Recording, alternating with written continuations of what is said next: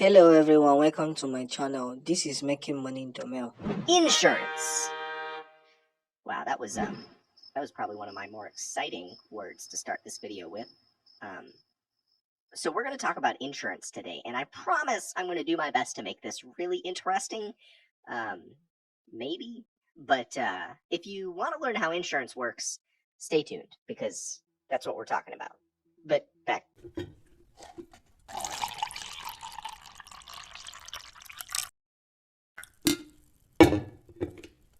Insurance. It's the annoying necessity that we all pay for to make sure we don't end up in massive amounts of debt if our house burns down, if we crash our car, or if something tragic happens. Insurance helps us maintain peace of mind, knowing that even if something bad does happen, someone else is going to pay for what it costs to fix it. Though, to an untrained eye, this can be a little perplexing. I mean, if you pay $200 a month for home insurance, and after only 6 months your home burns down, the insurance company will buy you a new house, likely in the matter of hundreds of thousands of dollars. But you would have only given them $1,200. Why would they do that? That's the power of insurance, baby. The basic concept of insurance is that a company, the insurer, offers a guarantee for a certain risk that may or may not occur.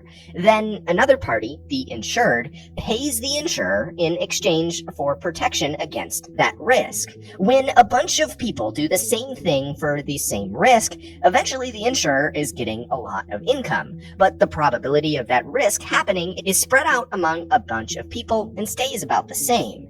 Insurance companies make money by figuring out how much money they need to bring in to turn a profit on a given risk with a given probability. That calculation then influences how much each of the insured pays each month. In general, it's simple math, but in actuality, insurance companies have highly complex models for all of this. Not every insurance company offers the same insurance. Most insurance companies will specialize in their own kind of insurance. This is because each company has to develop a complex model to ensure that they can make money insuring a profit. If you estimated that 1 in 100 houses burned down each year, but it was actually 5 in 100, then you'd be losing money pretty fast if you insured those houses.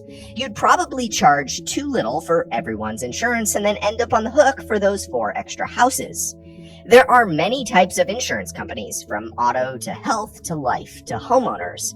Most people in the world have these core insurance policies, some of which are legally required to be held, like auto insurance.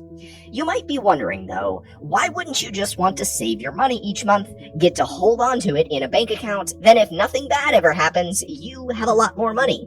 Well, while that may be true, it makes you the one exposed to the risk. If you put away $200 a month for a year to save on home insurance, you'll have an extra $2,400 at the end of the year. However, if your house burns down the next year, well, then you're going to be out the few $100,000 that it's going to take to fix it. A pretty bad deal. Is that a risk you're willing to take?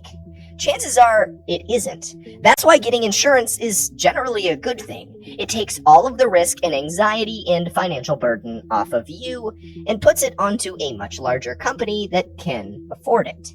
When you understand insurance as just a way of paying a company to assume your risk, you can start understanding that insurance could, in theory, be offered on virtually anything.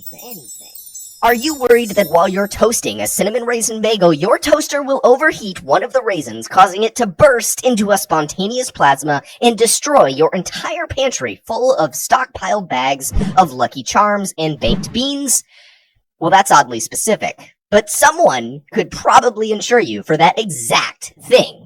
Likewise, maybe you're really attractive and worried that if you fall one time, you're going to hit your face, stop being attractive, and be depressed because no one will like you anymore. Well, somebody could probably insure you against that, too. This isn't too far off of reality either. Celebrities will often have parts of their body insured because their image is a source of their income. There's a few more pieces to the puzzle here, though, and we should talk about reinsurance and insurance claims. When an insurance company wants to buy insurance on their own insurance policies, well, then they buy something called reinsurance. That is not a joke. Say an insurance company realizes that they're overexposed to home fire insurance and a hot summer is coming up. Well, they could take out reinsurance policies on their insurance policies to protect them from high losses in case all their houses they insure just burst into flames because global warming and whatnot. Then all the risk is all on the reinsurance agency. This is a necessary thing, too. Think if an insurance company insured everyone in Florida's cars, but then a hurricane came through and destroyed all the cars. Well, that insurance company may owe more in payouts than they have, and once they run out of money, well, then no one would get money for their destroyed car like they thought they would. Reinsurance is necessary and important to ensure that insurance companies remain profitable and solvent to pay insured when there are claims. In terms of claims, insurance companies also don't just automatically pay out if you have car insurance and you show them a crashed car. The insurance company will investigate to make sure that you didn't intentionally crash your car to get the payout. If they find out that you did do that, well, that's called fraud and you can go to jail. Faking insurance claims actually does happen quite frequently. People see it as a way to either get a big cash windfall if they're in hard times, or get out of a car or house payment that they can't afford. However, car insurance agencies employ top-of-the-line investigators to make sure that they don't make faulty payouts.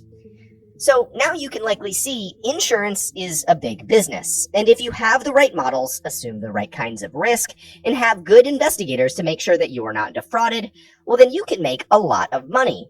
Conversely, if you buy insurance and something bad happens, it can save you a lot of money. In most cases, insurance is a winning formula for all parties involved. It helps consumers be less worried about bad events, and it makes companies a lot of money. And that's basically how insurance works. See, I told you it was going to be interesting. Maybe. Hopefully that was interesting. Otherwise, I don't know why you're still here. But we have more videos that you could probably click on right here that might be interesting. Or there's probably, if you're just tired of hearing my voice, you could click over to the right. There's probably other people's videos. But enjoy your day. Thanks for learning about insurance. We'll see you next time. Bye. That's it for this video. Don't forget to like, comment, and please subscribe to my YouTube channel for more information and educative video like this. Thank you.